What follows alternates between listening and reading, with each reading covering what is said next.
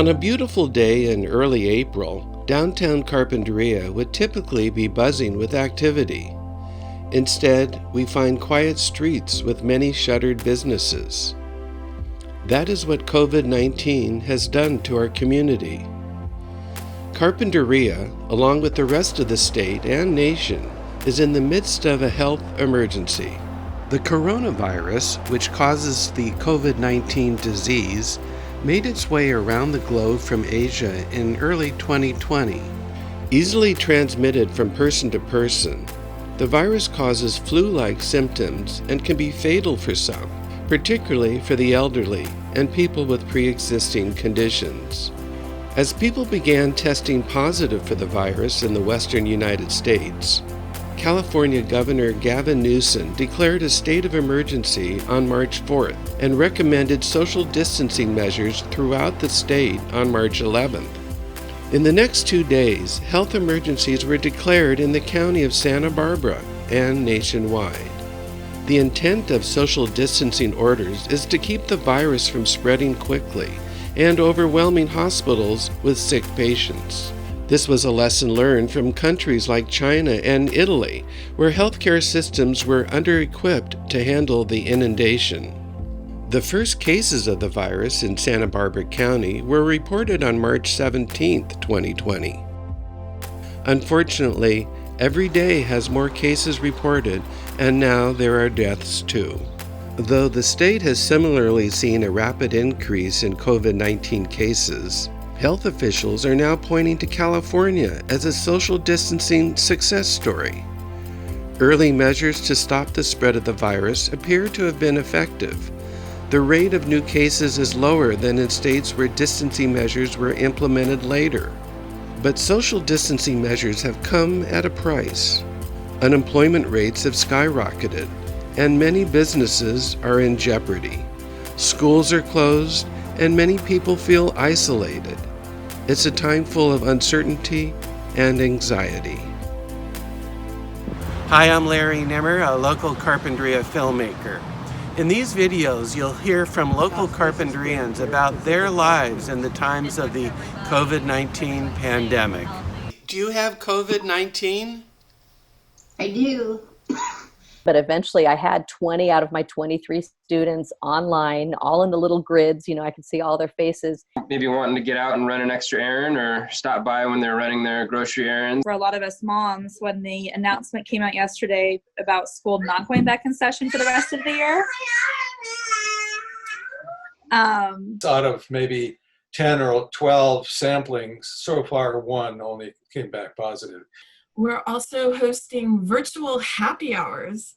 I am making some homemade masks, personal protective equipment. We invite all members of the Carpinteria community who need help or have a question to call us.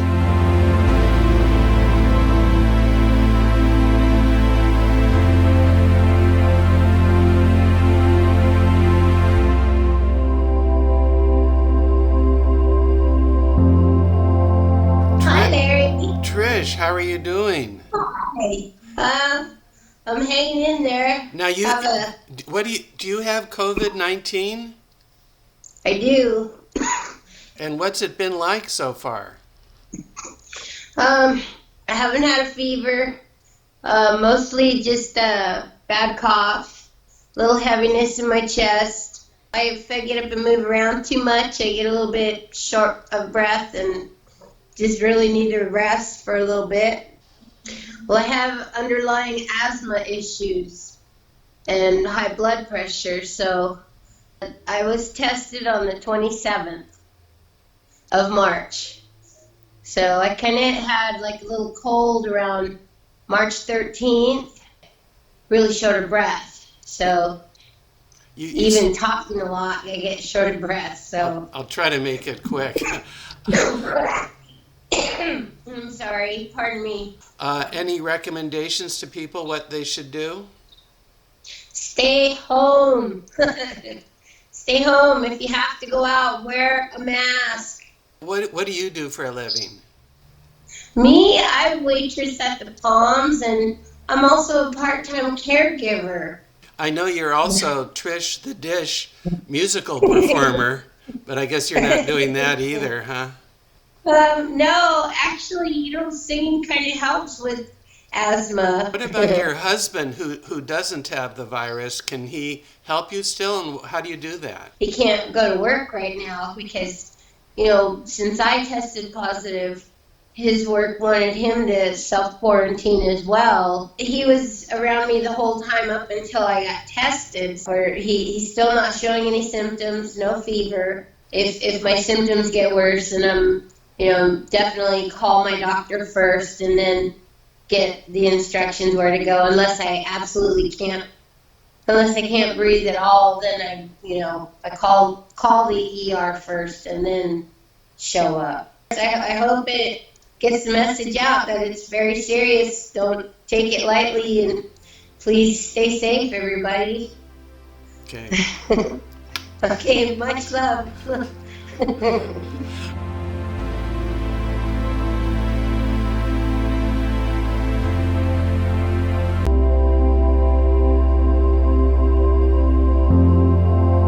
My name is Wade Nomura. I am the mayor of the city of Carpinteria. Well, great to see you, Mayor Nomura. Tell me, what challenges do you face as mayor during this time of pandemic? It's definitely a challenging time. Never in our lifetime would we expected to have this pandemic coming forward to us. So that has probably been our largest challenges because we're in uncharted territory, basically what it is. The challenges have been lifestyle changes. People in Carpinteria are so used to being outside, being friendly, being in groups. All of a sudden now we're asked to isolate out. The other challenges has to do with health. We're hoping that people don't get sick, but we know it's probably going to happen that a few of us will be. And hopefully we don't have any loss of lives. That would be the number one priority we're facing right now. The other one, which is going to be secondary, is the economic turnaround. Because of the fact now we are in, again, uncharted territory.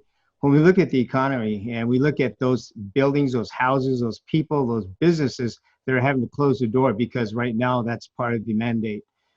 We know there's going to be aftermath effects of that. Right now, communications is another challenging part of it. Through communications, we are using Nextdoor, Facebook, and a new website, www.carpinteriahub.com, where we have the latest updates helping out Carpinterians. The support that we as local people give to our community and our economy through businesses is probably the number one area where we could help out the most. The number one other challenge that we face right now is that we hopefully are able to recover back from the economy because of the hard times we've had. In communications also, we have been able to face one of the challenges I've been looking at in the past, and that is to come forward and actually have Spanish-speaking versions where we could now communicate with our Spanish-speaking community. This is one of the challenges we faced before, but now it becomes even more important that we address that. What are the important things Carpinterians should do to stay healthy? Number one thing we're pushing quite heavily is the following safe social distancing. The 6 feet buffer air is crucial. It's critical to making sure that we don't spread the disease within the community. It also means that we are changing our lifestyles. We have to now be more isolated out. We have to be apart from each other and speaking to each other, as you and I are right now on this call, a Zoom call. Right. So that's changing. It's changing a bit. We want to make sure that people wash their hands regularly. That's one thing that will help not spread the disease. Also, now we're asked to wear face masks. So I think face masks are going to be another important part as we move forward and not making this disease spread anymore. There are a number of areas where people could help out. There's been a newly formed foundation fund. It's 93013 fund, which will provide local support. Also, the Santa Barbara Foundation has resources available if you want to volunteer, if you want to give your support, or if you need help. I'm hoping that with the challenges we face and keeping morale up, that we come out of this a lot stronger than we were before. We will get through it. There's no doubt about that. We just want to make sure that it bonds us better as a community. Thanks a lot, Mayor Nomura. Great to see you on camera here, and good luck to you and your wife. Thank you very much, Larry. And thank you all for doing the show, this presentation here. I think it's going to help out a lot, keeping the morale up within the community. So we'll talk to you soon. Okay, talk to you soon.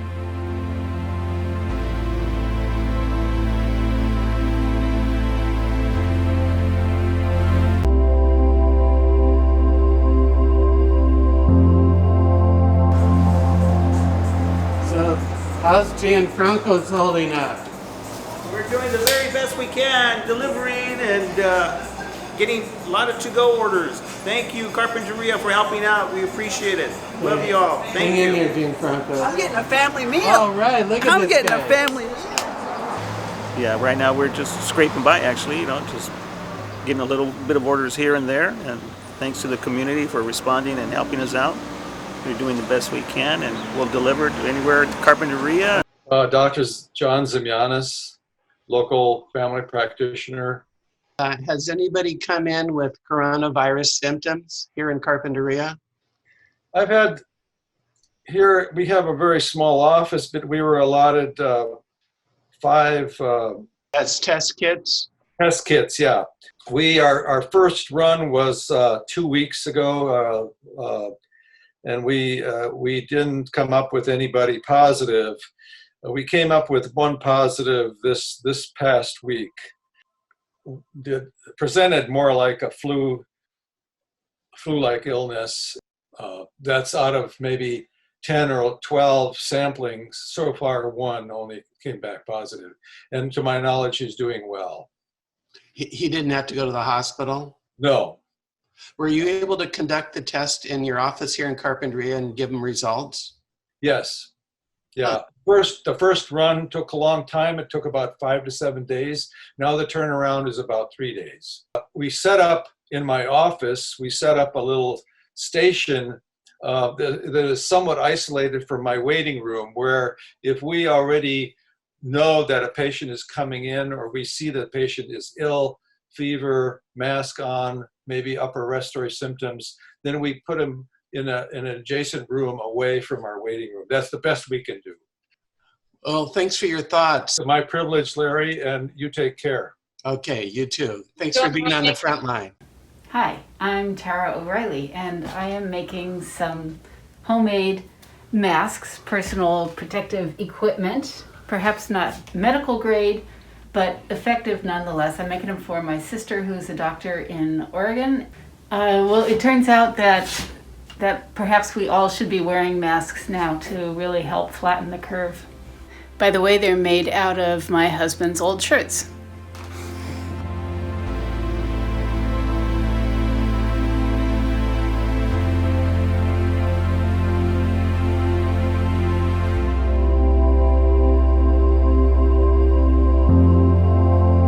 Just FYI, I am home with the kids, so this might have a few interruptions. No problem. My name is Jessica Clark, and I am a mom, and I have 2 children, ages 4 and 6, Harper and Dax. Obviously, first and foremost, it's affected the fact that we aren't able to have as many employees working as normal. We are in the process of filing paperwork for the Paycheck Protection Program, which that just came out yesterday. So every time there's something new on the Small Business Administration website, we try to hop on as quickly as we can and figure out a way to just keep surviving. I don't even know where we stand right now. We're just kind of taking it day by day. And there has been a lot of support from the community. Most recently, and kind of something that's saving our business at PB&J's right now, is the Carpinteria Growers Association, the Carp growers. They've started a program where they're supporting a few restaurants in town, PB&J's included, by ordering around 200 lunches twice a week. Wow. And that alone will absolutely save our business at PB&J's. Without that, we could have maybe just kept our heads above water. But our business is down at PB&J's around 60%. And at Cork Tree Cellars, it's down about 75%. But now we're only open from 4 to 8. And we do curbside, to go, and even deliveries. I've been able to keep a few employees employed, and the ones that I've, been able to keep employed are the ones that have been with me the longest, and the ones that are on salary. It's an impossible decision to make. My husband, Kevin, he called the Small Business Administration yesterday, and I was really surprised that he got right through. There was no wait time, no hold time. And he was able to get on right away with somebody, and they were able to help him out. So that was impressive. How about you and the kids? You must not be used to having them home from school. Should I put you guys on camera? Oh, that'd be so nice. Can see how you're behaving. Oh man, it's been a challenge. No, I am not used to having them home all the time, and they are not used to being home all the time. They're not used to seeing their friends. We're a really social family. Excuse me for a moment. Hey, Dax, you want to come sit with me? Do you want to come sit with Mom? Okay, Harper, give him some space, please. There's one right now. Oh. And, I just think that I'm trying to be as kind to myself as possible, and take each day for as it comes, not make too many plans, but also to provide them some structure, because I know that that's what they need and thrive on.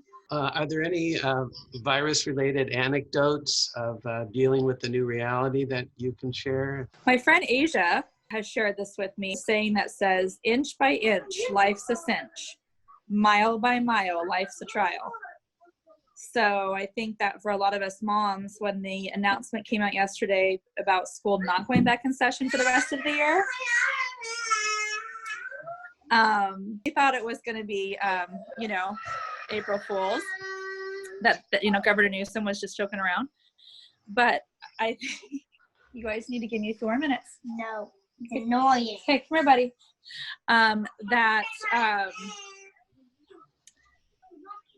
To think about like the next 3 months it's scary, and it's really overwhelming to think about that in a 3-month chunk. And we've been through things before as a community over the last few years, obviously the fire and the mudslides. We've been through the recession, obviously 2008. And I've personally, had my own things that I've gone through. And I think growing up here, every time something like this happens, I'm blown away by the support of our community and how much we really care about each other. Best wishes to you and your family. We'll see you. Thanks, Larry. Thanks. Bye-bye. Bye-bye.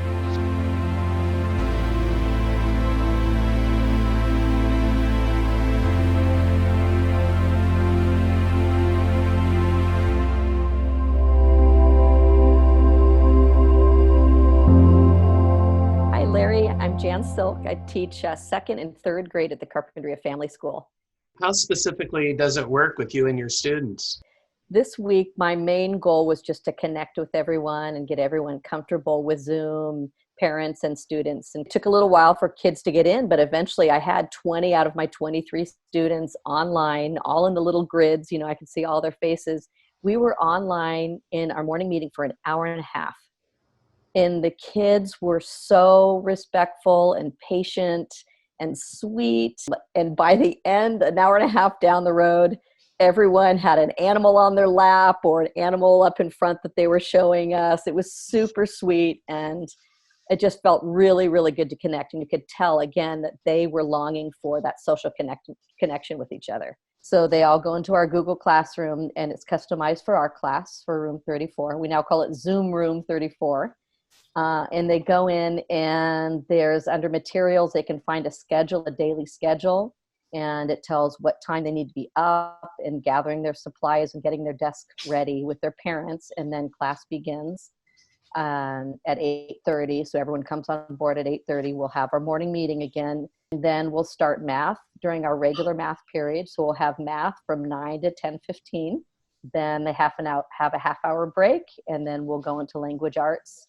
Do you think it's going to be more work for you, less work, or about the same? Oh my gosh, right now it's a lot more. The learning curve is really high. For someone who's been teaching for a long time, I feel like I'm learning all over again. Do you know if there are enough computers for all the students to have at home in our school district? They have computers that have been supplied by the school. Our first writing prompt this week has been, I asked the kids to write me a personal narrative of how it's gone. And I got the cutest responses. Saying the best part of this is spending time with my pets. I like the feeling of being home. I get to play chess with my brother. So there's all these wonderful things that are happening because of this. Here it says, I hang out with my family. My family's having more dinners together. Another student said, homeschool is exciting for me because I get to spend the day in my pajamas. Here I like staying home and having lunch with my family every day. So you can tell that families are working it out. As we teachers are taking attendance throughout the day and throughout the week, if we notice there's someone who's not showing up online or not showing up to our morning meetings, we're red flagging our principals, and so that the schools know, and that's our counselors' jobs. They'll access the families and make sure that they're okay and that they have everything they need. And how about in your own home and you personally? My husband and I are going from empty nesters to a house full. Our kids are all home. So we have a house of adults. It's like a little conference center. Everybody's doing their work in every corner and we're working it out. And I got to say that's the benefit for us, to have everyone home and their significant others. So it's been pretty special. Stay healthy and good talking with you. Thanks, Larry. All right. Goodbye. All the best. You Stay too. healthy.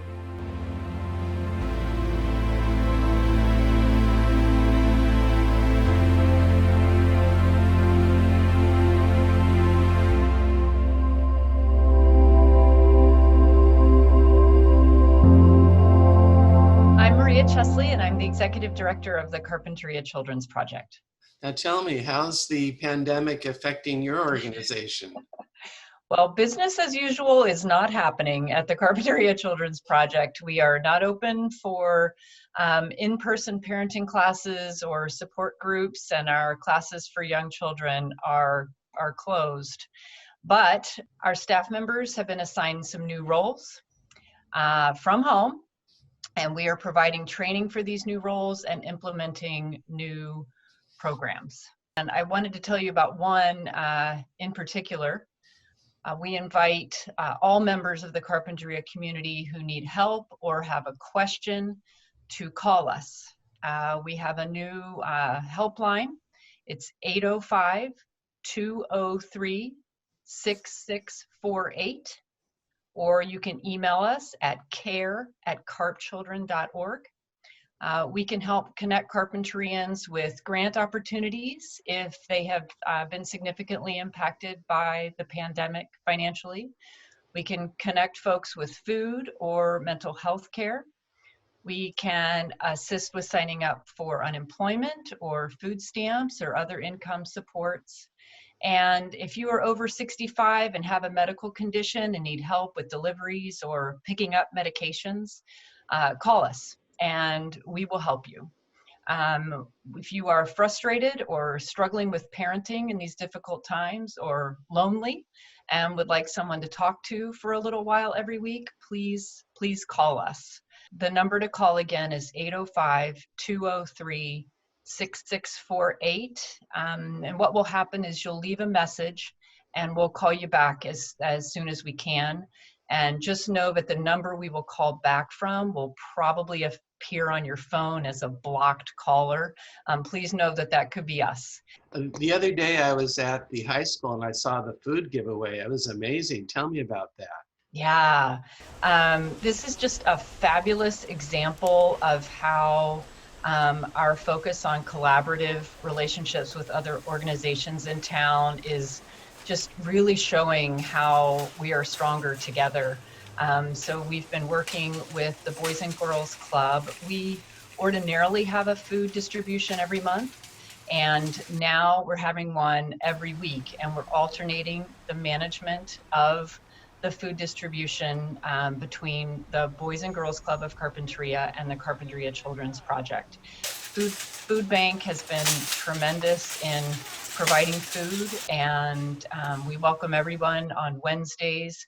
It's every Wednesday at 4:30 at the high school, from 4:30 to 5:30, and we're working on other channels for providing food for folks in need too. So stay tuned for that. Many are now unemployed, and I'm very pleased to be working with several groups who are working to meet the needs of folks who have lost income. One is the United Way and Santa Barbara Foundation. There are grants that individuals can apply for there. For folks who are undocumented, there is the 805 Undocu Fund.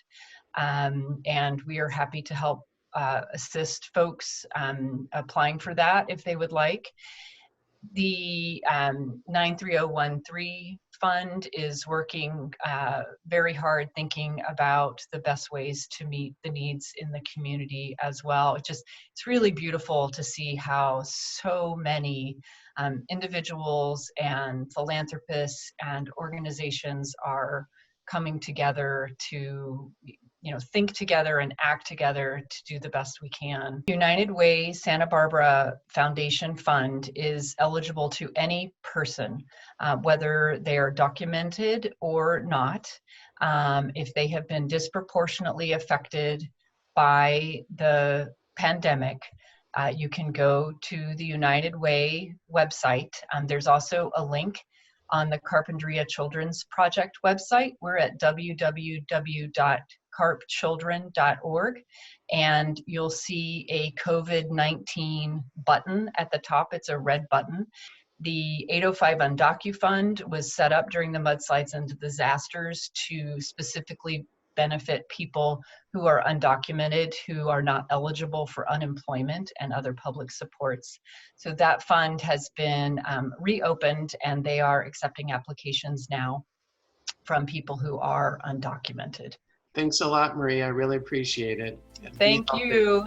We're all in this together, Larry. We're all in this together, and that's how we're gonna stay strong together. Exactly. Okay, Yeah. Thanks, Maria. Thanks a lot. Bye-bye. Bye-bye.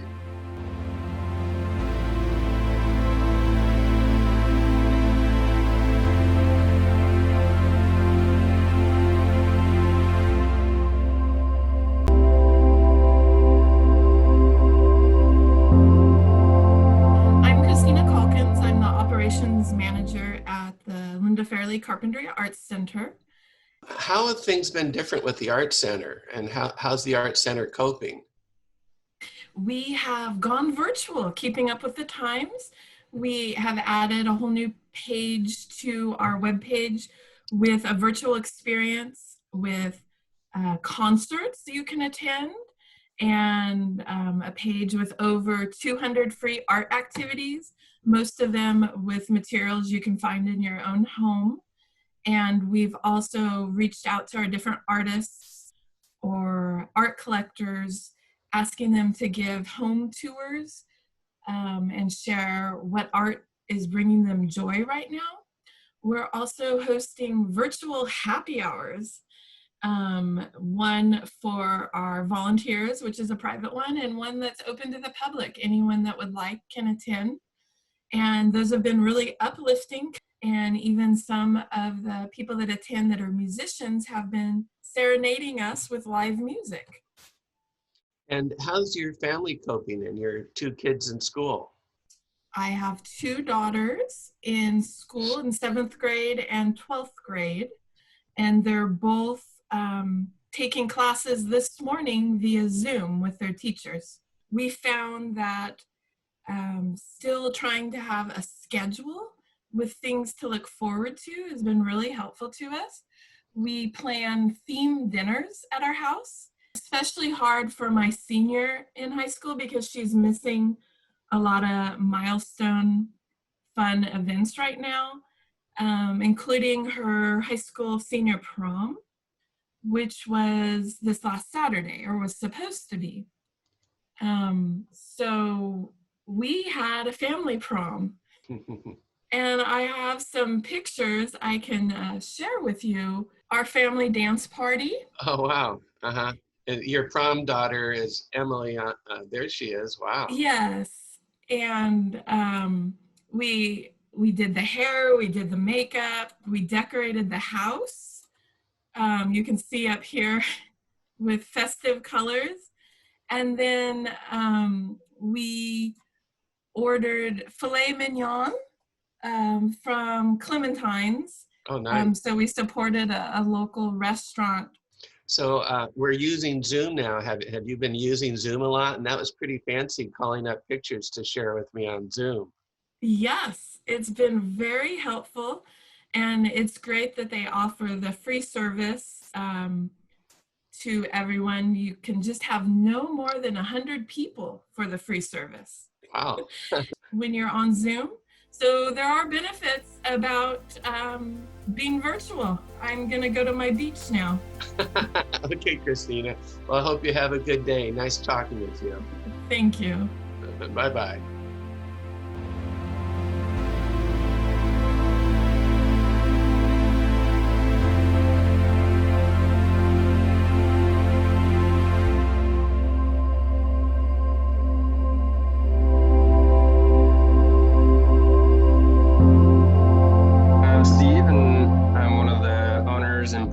Over at Brew Lab in Carp. As far as the business, we do about 95% of our business at the tap room, in Carpinteria, and about 5 to 10% of our business, selling to other retailers like bars and restaurants and stuff like that. So with the closure of our tap room and the closure of all the bars and restaurants, we pretty much have halted our business pretty much instantaneously. So luckily we've had a really good response from the community. We've had to do what so many businesses have had to do, and that's just get creative. We've also been able to do to-go business. So we've launched our online store, which is attached to our website as well. And you can go there and essentially view all the beers we have on tap. And you can pre-purchase and prepay to come pick up beer. And so have many people been doing that? Yeah, it started out pretty slow the first week. And then this last week was a little bit better. And I'm hoping as time goes by and people are maybe wanting to get out and run an extra errand or stop by when they're running their grocery errands, that they'll stop by and see us real quick. Are you having a problem paying your bills? We were able to, because we were open about half of the month of March, and then we had some to-go sales for that second half of March, we were able to pay our bills for March. But kind of what I've been telling people is, the longer that this goes on, the more strain it'll put on businesses, not just ours. Rincon Brewery was nice enough to let us borrow a piece of equipment that let us can beers on tap. So that was like, without the help of that piece of equipment, our to-go sales would not have been nearly as high as they've been. We had to shut down our business on March 16th. So it's been a little over 2 weeks. That was kind of per the governor's orders to close all bars and restaurants. We were actually kind of on a giant high leading up to the weekend prior to that, because we were going to have, I don't know if you heard about Lorbo Fest, but it was kind of a concert dedicated to Lauren Campbell. We were going to have all 5 really awesome Carpinteria bands come play, and it was going to be out in the back in the parking lot of the brewery. So going into that weekend, that week, we had to make some really tough decisions kind of as all this was starting, and ended up having to postpone that event.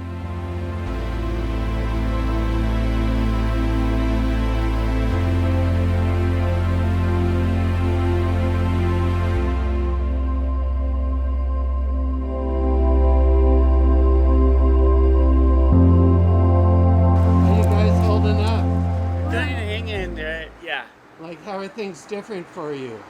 Everything's closed. Everything's we can't see our friends. It's boring. It's boring. So, how's Gianfranco's holding up? We're doing the very best we can, delivering and getting a lot of to-go orders. Thank you, Carpinteria, for helping out. We appreciate it. Love you all. Thank you. Hang in there, Gianfranco. I'm getting a family meal. All right, look at I'm this getting guy. a family meal. Yeah, right now we're just scraping by, actually, just getting a little bit of orders here and there. And thanks to the community for responding and helping us out. We're doing the best we can, and we'll deliver to anywhere at Carpinteria. So I'm playing with my grandson James on Caribou. There's all types of activities. You can get closer on the screen. But we're gonna start off with a game of tic-tac-toe. You go first, James. What color are you? Red. Okay, you can go first. Okay, I'm gonna be blue. My turn. Oh, I think I'm gonna get ready to get a tic-tac-toe though. Watch out. Oh, well, then I think I'll go up here. Your turn. Oh, darn it. Did you get a tic-tac-toe? You got a tic-tac-toe.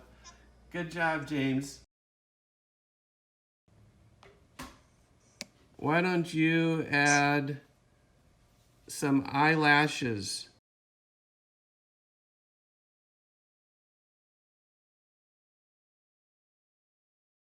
Let's save it. I'm going to go done, and we'll save to device. Save successfully. Well, what we have set up, like most stores, we have 6 feet, just like everything that's going on.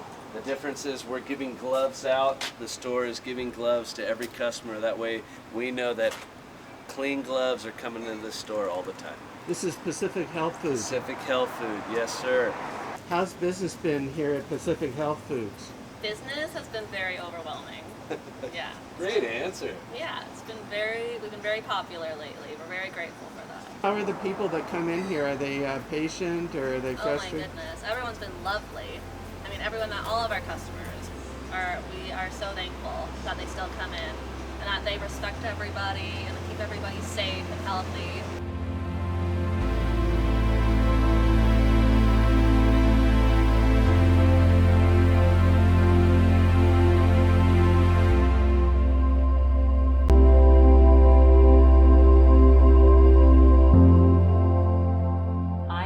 Rigby, Superintendent of Carpinteria Unified School District. Diana, tell me, it must be quite a difficult time for the schools. What's going on? How have things changed with the pandemic? Well, like everybody, most everything that we were doing on a daily basis has completely transformed. You know, our first priority is that we're very concerned about the health and safety of all of our 300 employees, as well as our 2,155 students and their families. We've completely transitioned classroom learning to remote learning, and that is extremely challenging. And thanks to a incredible, wonderful, awesome teaching staff, our teachers in a short time have been able to make their connections with their students on a daily basis using all of our technology platforms. We use Google Classroom and we use Google Hangouts in the classroom to connect every day with our students. We also use Zoom, of course, to connect with students. But it's been, it's a challenging process, and there's feelings of stress and feelings of being overwhelmed, not only from the students' perspective, but also from staff. You know, our issue with Carpinteria students is that more than 58% are free and reduced lunch families, so they're poor students. And their access to connectivity and to laptops is limited. So we've been distributing over 1,000 laptops and iPads to students and their families. We've delivered and distributed hotspots. We're working with Cox Cable to provide free internet service for the rest of the school year. So there are some significant challenges. In addition, we are providing lunch on a daily basis to our families, both at Aliso and Catalino School is where we offer the distribution, but it's offered to all of our families. And every week we also are providing groceries with in partnership with the Children's Project and the Boys and Girls Club and the Food Bank. In addition, we provide counseling services, and we've noticed we're in week 4, and we've noticed in the past weeks that there's been an increase of students feeling stressed, and our secondary students depressed because they are alone or at home without any social interaction. So we have a lot of challenges. It sounds like it. Have there been many layoffs with the school district employees? No, all of our employees will be paid for the remainder of the school year, and all of our employees are on call or working remotely. Wow, that's great. Well, what if kids' parents are still working? I guess most of them perhaps are not, but if they are kids home by themselves, and what can be done about that? Well, that's one of our concerns and a major challenge, is that a number of our families, in fact, the parents are working. And so siblings are taking care of siblings. And you can imagine that there is limited opportunities for them to engage in the schoolwork or to be online because they're managing households themselves. And to support parents, nobody expected that they'd be homeschooling in the next 4 months. And that's another huge responsibility that parents have taken on, is that they're trying to manage the schedules of their children at home, as well as trying to work, or in the case of a number of families, we have older siblings taking care of younger siblings. Wow, that's crazy. And any anecdotes that you'd care to share about the new situation? Oh, we have some wonderful, wonderful stories. The other day, we had TK students, 4 years old, that were Zooming with their teacher and with each other. It was delightful. And so we had a chance to meet their families as well as meet their pets. And so that was really lots of fun. We also, 2 weeks ago, we had students in 2nd grade using the Google Hangouts, and they're reading to each other. So we have literacy partners that read aloud to each other and share their stories. So there's all kinds of wonderful things going on. At the high school level, we've had a number of virtual lab experiments. Students are engaged in their labs, their science and biology labs, and they're working virtually in partners. So our teachers are very creative, and they've worked so hard over and above what they typically do to ensure that students stay connected and continue to have access to high quality learning experiences. So that's the silver lining, is that we're really proud of the way that our staff and teachers have responded to transitioning so quickly to remote learning. Well, great, Diana. Anything you'd like to say to the parents or students watching this video? Well, we really miss you. I mean, the joy of learning and the joy of school is having everyone together and working together. Learning is a really social activity, and so it is really hard to see those empty hallways at our schools. So I want everyone to know that we really miss them, and we are trying very hard to be connected with them each day. And we want to make sure that everybody is connected to their classmates and to their teachers.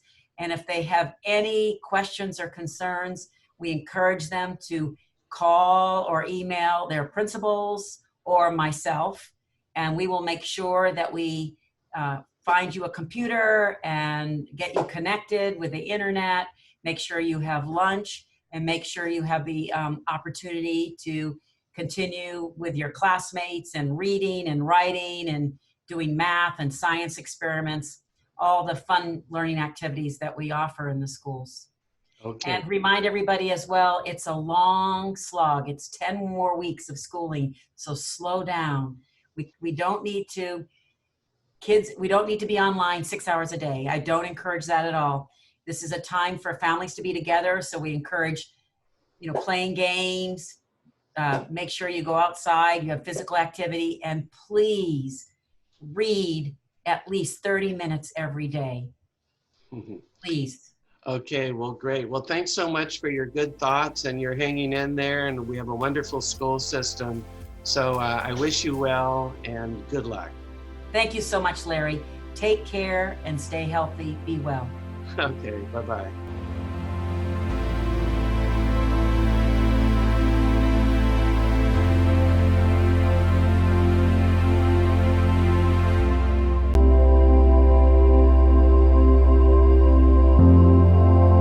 Hi everybody, my name is Roy Lee. I'm the owner and operator of Uncle Chen Restaurant, and I'm also a council member for the city of Carpinteria. I apologize for wearing, I'm wearing a mask and a gloves today because I encourage everybody to do so, whether they be working or outside, and it's good practice, and I hope everybody takes the recommendation. So tell me some of the ways that the pandemic has affected you. Like, we could start off like your business. How has it affected Uncle Chen's restaurant? It's been very difficult, not just for ourselves, but for many people. The first thing we had to do was stop providing dine-in for all our customers. We can only offer to-go and deliveries now. And that can be difficult for a lot of the restaurants here because some restaurants only are dining restaurants and less about to-go. But I think most of them have adjusted, and some are, such as Teddy's, end up closing their restaurant completely. So your income must be way down, is it? It is. Business-wise, is down 40 to 50% consistently. So it has been difficult, but we will get through it. Well, what are some of the new workarounds that you for at home and also the business to get on with your life? A lot of adjusting. We always make sure to wash our hands, separate our work clothes from our home clothes, leave shoes outside. Usually we keep it inside to make sure that we do not bring the outside environment into our home. As for the restaurant, we do want to respect the 6 foot, if not more, distance between ourselves and the customer. I know these times has been challenging, but the love and support that we have experienced has been amazing.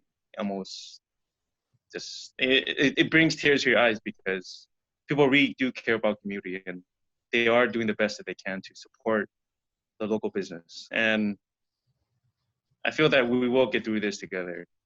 And once we do, I hope that we can host a big party and enjoy each other's company. I look forward to that. Well, thanks a lot, Roy. Councilperson Roy Lee. Nice to see you. Thank you, Larry.